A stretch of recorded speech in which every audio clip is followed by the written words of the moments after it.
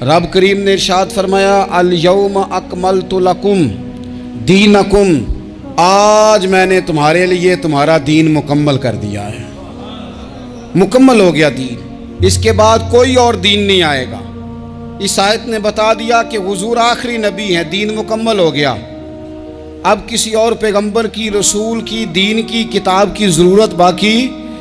آج میں نے تمہارے لیے تمہارا دین مکمل کر دیا۔ اور کیا خوبصورت لفظ ہیں قرآن پاک میں، فرمایا وَأَتْمَمْتُ عَلَيْكُمْ نِعْمَتِي، اور آج میں نے تم پر اپنی نعمتیں تمام کر دی ہیں، نعمتیں مکمل کر دی۔ وَرَضِيتُ لَكُمُ الْإِسْلَامَ دِينًا، اور اللہ فرماتے ہیں میں نے تمہارے لیے دین اسلام کو پسند کیا ہے، یہ میری رضا ہے، یہ دین اسلام تمہارے لیے پسند کیا ہے۔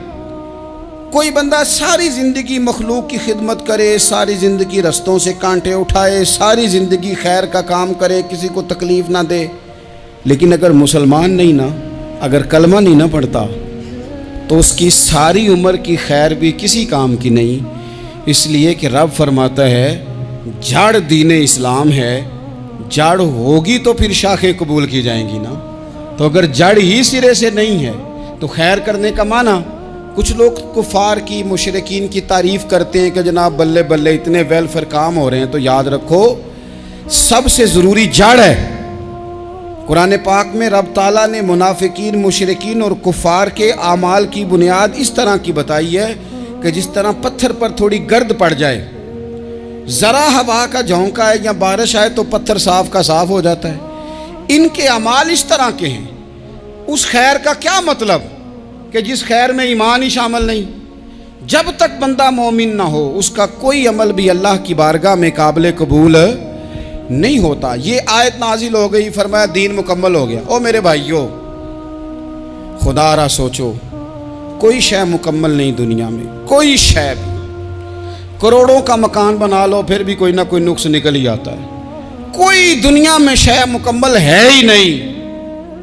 اگر کوئی شے مکمل ہے تو وہ مدینے والے رسول کا دین مکمل ہے۔ مکمل، جب ہم کہتے ہیں نا مکمل دین، تو لوگ سمجھتے ہیں تو شاید سادی سی بات ہے۔ یہ وہ والی بات ہے جو دنیا میں کہیں نہیں پائی جاتی۔ جب یہ آیت نازل ہوئی تھی نا، تو بخاری میں موجود ہے، ایک بہت بڑا یہودیوں کا عالم حضرت عمر فاروق رضی اللہ تعالیٰ عنہ سے کہنے لگا یہ جو تم پر آیت نازل ہوئی ہے نا کہ دین مکمل ہو گیا، یہ اگر ہم پر نازل ہوتی نا تو جس دن یہ آیت نازل ہوئی ہوتی ہم نے ہر سال اسی دن کو عید بنا لینا تھا کہ دین مکمل ہو گیا۔ الیوم اکملت لکم دینکم، دین مکمل ہو گیا، ہم تو عید بنا لیتے۔ تو حضرت عمر کہنے لگے ہم پر بھی بڑا فضل ہے، جس دن آیت نازل ہوئی تھی عرفہ کا دن بھی تھا اور جمعے کا دن بھی تھا، ایک نہیں دو عیدیں تھیں مسلمانوں کی، دو عیدیں تھیں مسلمانوں کی، دو۔ عزیز بھائی، دین مکمل اللہ نے دیا۔ اور حضرت عبداللہ ابن عباس رضی اللہ تعالیٰ عنہ نے تو ایک مقام پہ اس کا ذکر بھی کر دیا۔ جب ان سے کسی یہودی نے کہا نا یہ آیت ہمیں ملتی تو ہم عید مناتے، تو فرمایا تم ایک مناتے نا، ہماری دو تھیں اس دن۔ جمعہ بھی تو مسلمانوں کی عید کا دن ہے نا۔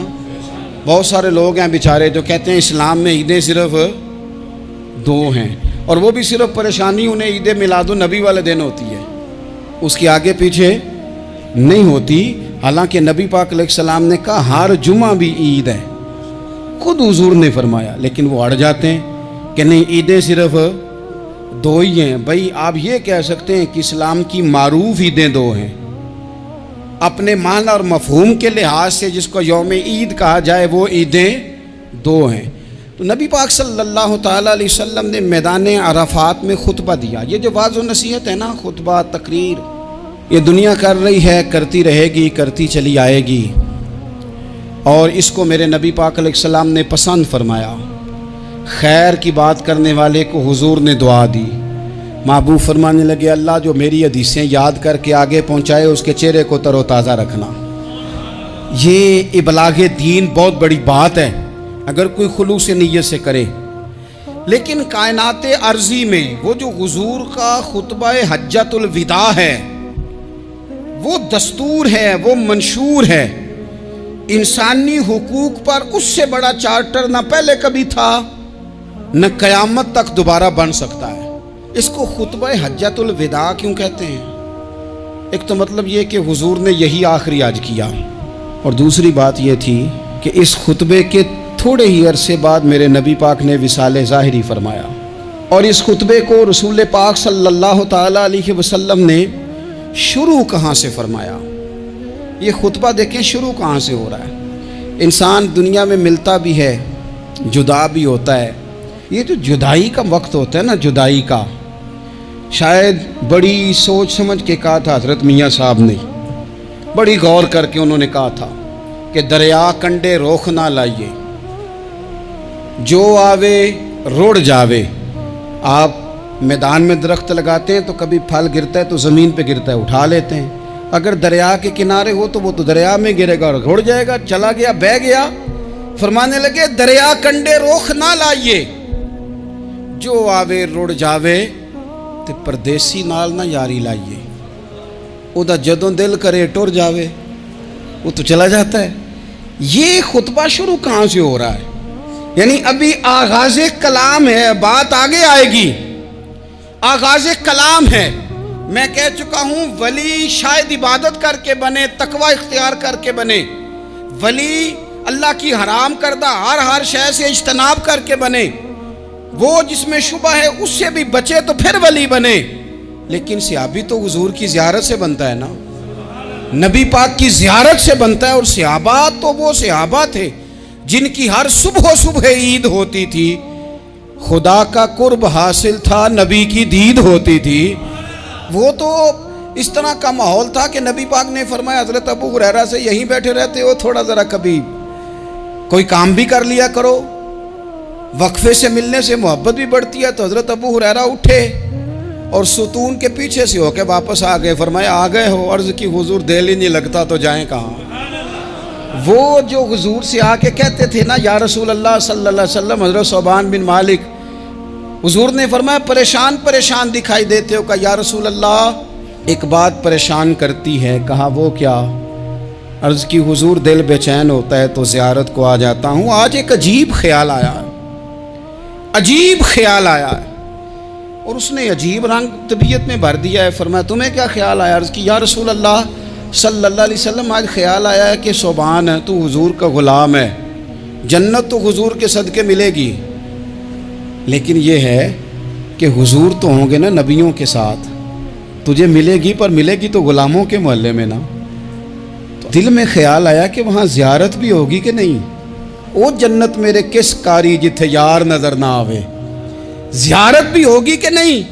حضور کی بارگاہ میں جب حضرت صوبان نے عرض کی تو رب کریم نے فرمایا محبوب جو تیری اور تیرے رب کی اطاعت کرے نا، اولئک انعم اللہ علیہم من النبیین والصدیقین والشہداء والصالحین، فرمایا ان کو اللہ نبیوں کے، صدیقین کے، شہداء اور صالحین کے ساتھ ہی جنت میں اکٹھا فرمائے گا، وہ اکٹھے رہے۔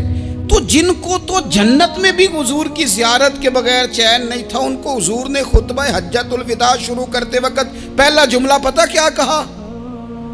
حضور اونٹنی پہ ہیں، احرام باندھا ہوا ہے، 1,40,000 کم و بیش غلام سامنے کھڑے، عرفات کا میدان۔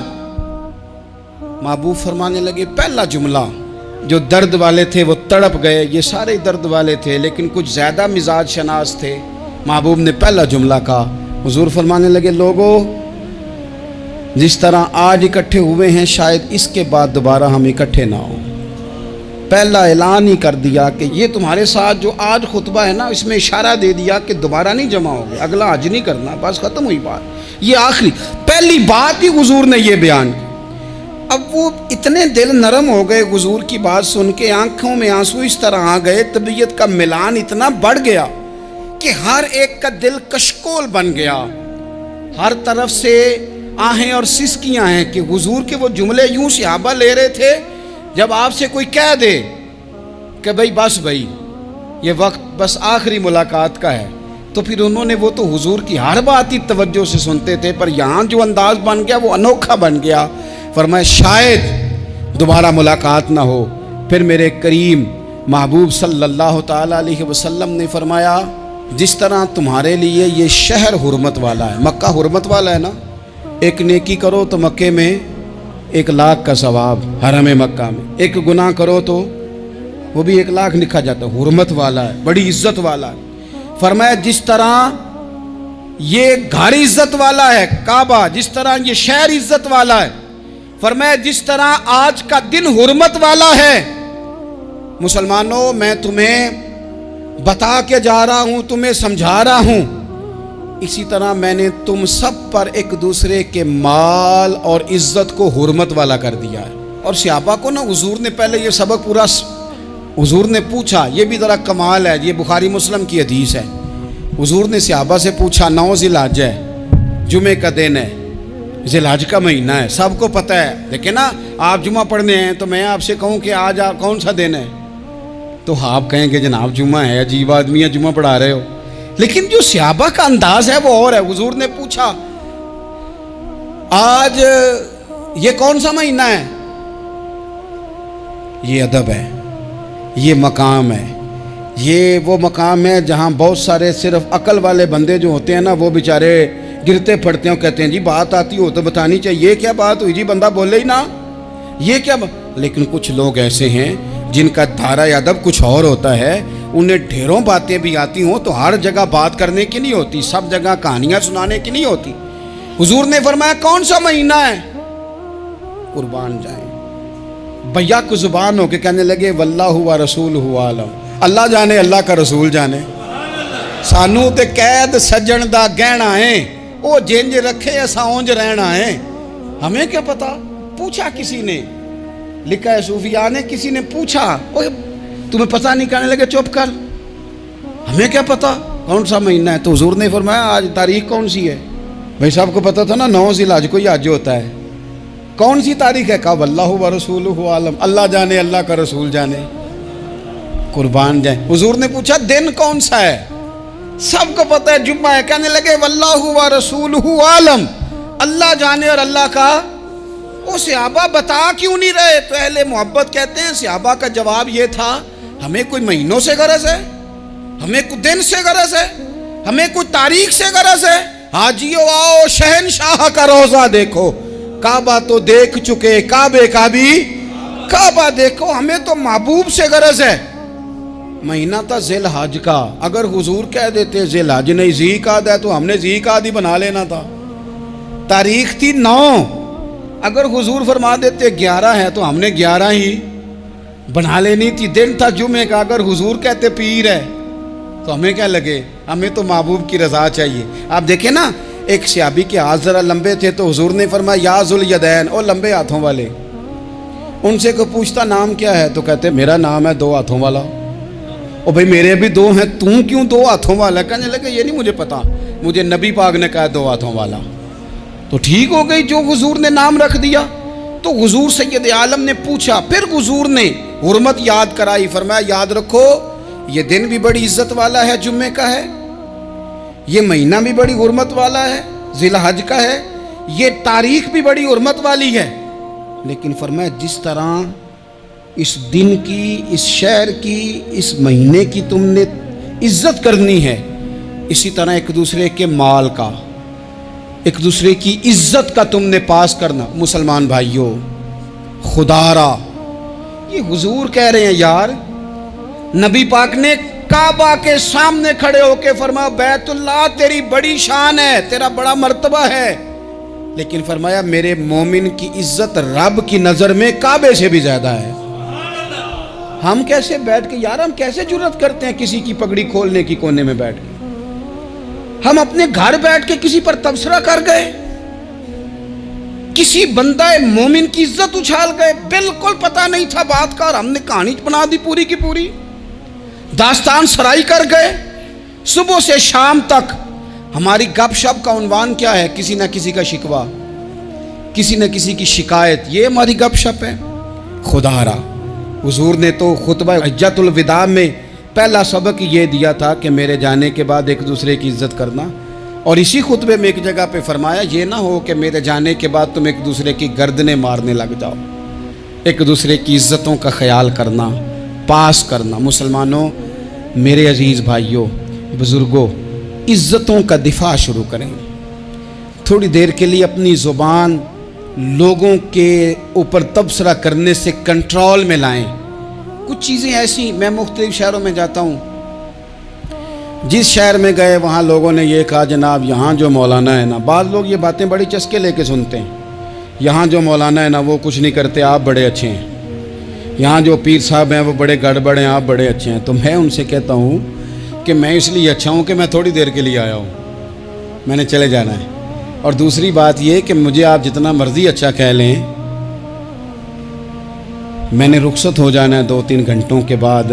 یہاں جس آدمی کا آپ شکوہ کر رہے ہیں نا، آپ اس کو جنازے کے لیے خبر کریں نہ کریں، اسے پتہ چل گیا نا محلے میں جنازہ ہو گیا، تو اسے کوئی کام بھی ہوا تو اس نے کہنا یار نہیں محلے میں فوتگی ہوگی، میں نے جنازہ پڑھانا ہے، اس نے جانا نہیں۔ تو کمزوریاں تو سب جگہ ہوتی ہیں، لیکن ان کمزوریوں کی وجہ سے آپس میں بغض پیدا کر لیا جائے گا۔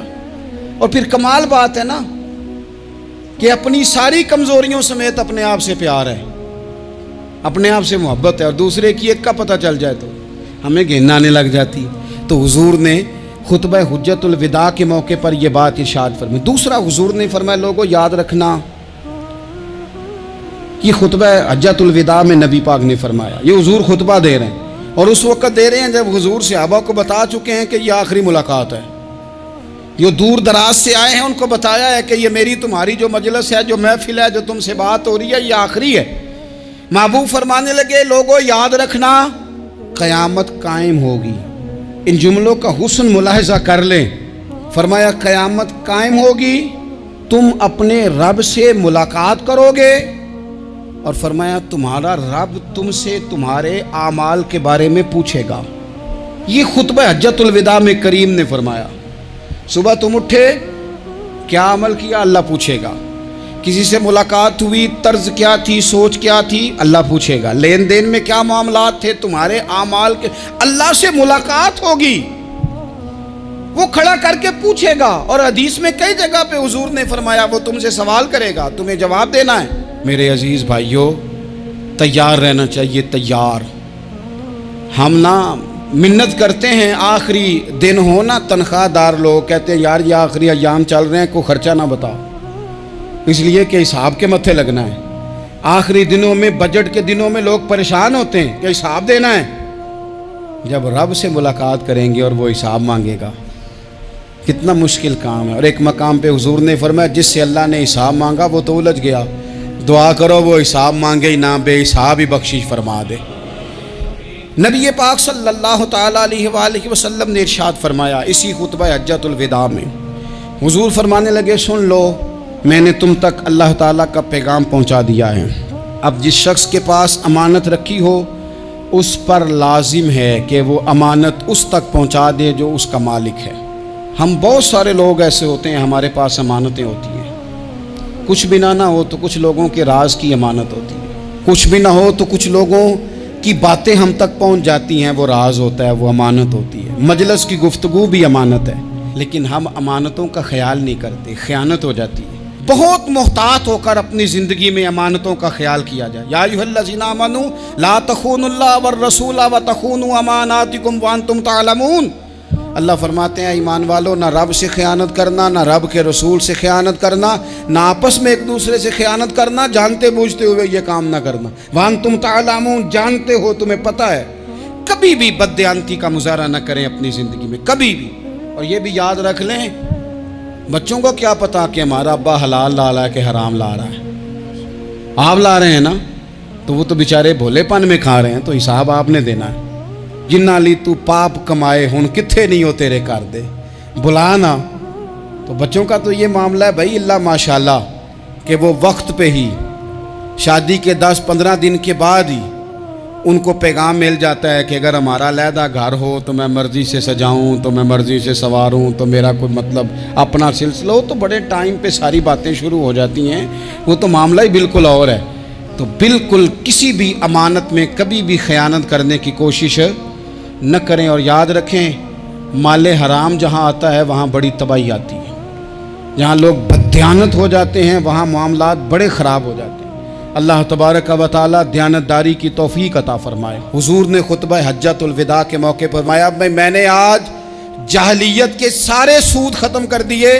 نبی پاک میدان عرفات میں کھڑے ہو کے فرمانے لگے جس بندے نے بھی کسی سے پیسے لیے ہیں وہ اصل رقم دے گا، زائد نہیں دے گا۔ حضور کے بڑے قریبی تھے ایک، فرمایا انہوں نے بھی کچھ لوگوں سے پیسے لیے ہوئے، چونکہ وہ سب لوگ کرتے تھے، حرام ہی نہیں تھا۔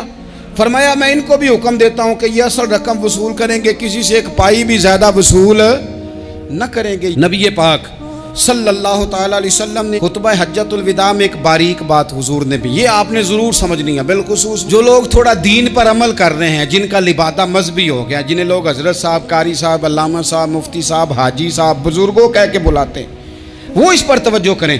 میرے نبی پاک صلی اللہ علیہ وسلم نے خطبہ حجۃ الوداع کے موقع پہ ارشاد فرمایا، لوگو شیطان اب مایوس ہو گیا ہے، وہ تم سے بتوں کی پوجا نہیں کرا سکے گا، ہاں وہ تمہیں چھوٹے چھوٹے گناہوں میں مبتلا کرے گا، وہ تم سے چھوٹے چھوٹے عیب کرائے گا، تم سمجھو گے یہ تو غلطی کوئی نہیں، فرمایا اس سے بچ کے رہنا۔ اب وہ مایوس ہو گیا، بتوں کی پوجا نہیں کرا سکتا، تمہیں اپنی پوجا نہیں کرا سکتا، لیکن چھوٹی چھوٹی غلطیاں، ایک مقام پہ فرمایا نا، چھوٹا گناہ ہونا تو مومن اسے پہاڑ سمجھتا ہے، اتنا بڑا ہو گیا، اور منافق کہتا ہے یہ تو کچھ بھی نہیں۔ تو اپنی زندگی کے اندر چھوٹی چھوٹی کوتاہیاں، حضرت سعدی فرمایا کرتے تھے سیلاب اچانک نہیں آتے، پہلے چھوٹا سا سوراخ ہوتا ہے دریا کے کنارے میں، اسے بند نہ کیا جائے پھر بڑا ہو جاتا ہے، پھر وہ ٹائم آتا ہے کہ بند ٹوٹ جاتا ہے، بستیاں ڈوب جاتی ہیں۔ پہلے چھوٹا گناہ انسان کرتا ہے، چھوٹا، پھر اس سے آگے بڑھتا جاتا ہے اور بڑی بڑی غلطیاں ہوتی ہیں۔ اللہ تبارک و تعالی ہمیں رائی کے دانے کے برابر بھی غلطی کرنے سے محفوظ فرمائے۔ نبی پاک صلی اللہ تعالیٰ علیہ وسلم نے اسی موقع پر ارشاد فرمایا، لوگو اللہ سے ڈرتے رہنا، اور میں تمہیں عورتوں کے ساتھ بھلائی کی وصیت کرتا ہوں۔ فرمایا رب نے تمہیں اختیار دیا ہے، عورتیں تمہارے سپرد کی ہیں، ان سے اچھا سلوک کرنا۔ فرمایا اگر کبھی کوئی ان پر تمہیں سختی کرنی بھی پڑے تو اتنی کرنا جتنی ان کی غلطی ہو، ان سے درگزر کرنا، ان سے پیار کرنا۔ اسلام نے خاتون کو باقاعدہ حقوق دیے، باقاعدہ۔ صحیح بخاری میں حدیث ہے، یہ جو نوجوان ہیں، مطالعہ کرنے والے، پڑھنے سننے سمجھنے والے، یاد رکھا کریں ان چیزوں کو۔ حضرت بریرہ رضی اللہ تعالیٰ عنہ حضرت عائشہ صدیقہ کی کنیزہ ہیں، حضرت مغیث رضی اللہ تعالیٰ عنہ ایک صحابی ہیں، ان کی وہ اہلیہ ہیں، وہ اپنے خامد سے علیحدگی چاہتی تھی، ان کے خامد بڑی محبت کرتے تھے، علیحدہ ہونا نہیں چاہتے تھے، خاتون رہنا نہیں چاہتی تھی۔ انہوں نے بڑی سفارشیں کرائیں کہ میرا خامد، میری بیوی مجھ سے صلح کر لے، حالانکہ وہ خاتون کنیز ہیں، خادمہ ہیں، کوئی بڑے قبیلے سے بظاہر تعلق نہیں۔ بالآخر انہوں نے گزارش کی، سیدہ عائشہ صدیقہ رضی اللہ تعالیٰ عنہ سے کہا، کچھ اور ذرائع اختیار کیے۔ حضرت مغیث نے رضی اللہ تعالیٰ عنہ، ان کے شوہر نے، کہ نبی پاک علیہ السلام کی خدمت میں عرض کریں، حضور میری سفارش کریں کہ یہ مجھ سے صلح کر لیں۔ تو نبی پاک علیہ السلام نے حضرت بریرہ رضی اللہ تعالیٰ عنہ جو کنیزہ ہیں، خادمہ ہیں، ان کو بلا کے کہا تمہارا خامد صلح کرنا چاہتا ہے۔ یہاں برادری کا بڑا کے کہتا ہے، پتر وہ میری بھی نہیں تو گال رکھنی، وہ میرے ککھاں دا بھی نہیں تو، وہ کیا کہہ رہے ہیں آپ؟